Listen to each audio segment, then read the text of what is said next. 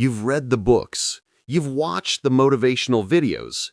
You can quote the great philosophers and explain the rules of success, happiness, and growth. But here's the question. Why hasn't your life changed? Why do you still fall into the same traps and repeat the same mistakes? What I'm about to share might feel uncomfortable, but it could free you from humanity's greatest deception. Today, we're diving into something called the borrowed knowledge illusion, a trap that keeps millions of us stuck even though we live in the most information-rich age in history. Here's the hard truth. Most of what you think you know isn't actually yours. It's borrowed. And borrowed knowledge is like handling someone else's money. You can count it, organize it, even understand its value, but in the end, it isn't yours to keep. By the end of this video, you'll see why saying "I don't know" might be the most powerful phrase you'll ever speak, and how to turn borrowed information into genuine wisdom that truly transforms your life. Someone reads dozens of books about swimming.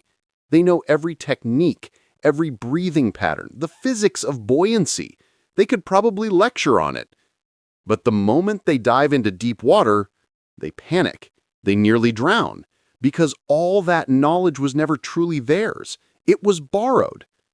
Sound familiar? Maybe you've studied anger management, but still lose your temper in traffic. Maybe you've memorized relationship advice, but keep repeating the same unhealthy patterns. Or maybe you know financial principles, but still overspend every month. This isn't a lack of willpower or intelligence. It's the borrowed knowledge illusion, the false belief that just because we've read or heard something, we actually know it. And here's the danger. We consume this endless stream of information like fast food, quick, convenient, but never nourishing. We confuse borrowed insights with real understanding.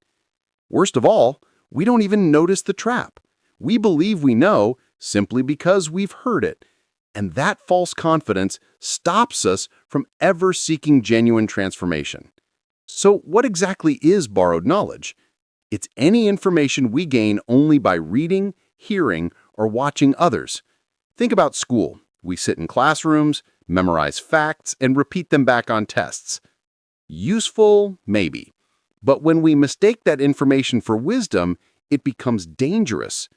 When you read about courage, you're seeing the author's understanding of courage, not building your own. When you watch a video about overcoming fear, you're borrowing someone else's insight, not facing your own fear. Borrowed knowledge has 4 traits. First, it stays as information in your head, like files on a computer, accessible but not alive in you. Second, it never truly becomes yours. It's like wearing someone else's clothes. They might fit, but they're not you. Third, it disappears when you need it most. In a real crisis, borrowed knowledge often fails completely. Fourth, it can't change behavior. You can know lying is wrong, but still lie without thinking. That gap between words and actions is the mark of borrowed knowledge. The nature of false knowledge. The real danger comes when borrowed knowledge disguises itself as real. That's what we call false knowledge. You read something, it makes sense, it feels important, so you accept it. You repeat it to others. You might even build your identity around it. But because you never lived it, it's shallow. The moment life tests you, it collapses. Think of someone who memorizes scriptures and speaks profound words, but in daily life is still selfish and fearful. Or someone who knows all the relationship theories, but keeps repeating the same heartbreaks. False knowledge feels safe. It gives us identity, confidence, and hope, but it keeps us from doing the hard, uncomfortable work of genuine transformation. Here's the good news. The moment you see the borrowed knowledge illusion for what it is, you can start building genuine understanding. Because when you truly know something through lived experience, you don't have to force right action. It flows automatically. This is the difference between fighting with willpower and living from wisdom. So, how do you break free? Step 1, embrace "I don't know." This is not weakness. It's freedom. Pretending to know shuts the door on learning. Admitting, I don't know, opens it wide. Try this. Instead of saying, I know, say, I've read or I've heard.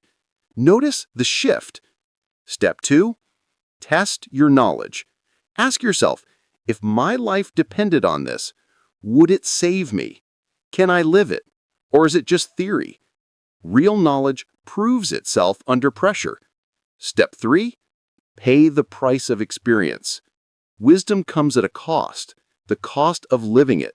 Patience isn't learned from a book, it's learned in the middle of frustration. Courage isn't theory, it's action when you're scared. Step 4, live your way to truth. Don't just think your way into better living, live your way into better thinking. Choose one area where you have borrowed knowledge and practice it daily until it becomes yours. Ancient traditions knew this long ago. They said, the finger pointing at the moon is not the moon. The map is not the territory. The menu is not the meal. Information is a pointer. Experience is the reality. When truth is lived, it becomes part of your being. You don't need to remember to apply it. It applies itself through you. This isn't about rejecting books or teachers. It's about using information wisely as guidance toward experience, not as a substitute for it. So here's your challenge. Pick one piece of knowledge you think you understand but haven't truly lived. Forgiveness, discipline, authenticity. For the next 30 days, don't just think about it, live it. Notice the gap between what you believed and what experience teaches you. Feel the difference between borrowed knowledge and genuine wisdom. Share your experiment in the comments. I'd love to hear what you discover. And if this message hit home, like the video and share it with someone still trapped in borrowed knowledge. Remember, escaping the borrowed knowledge illusion isn't about rejecting learning. It's about seeing clearly the difference between information and transformation. When knowledge is lived, it doesn't just stay in your head. It becomes who you are. And when you become the truth you once only borrowed, life itself changes. Don't just collect knowledge, become it. I've written a full ebook on this topic. If you'd like to explore it in detail, just check the link in the description.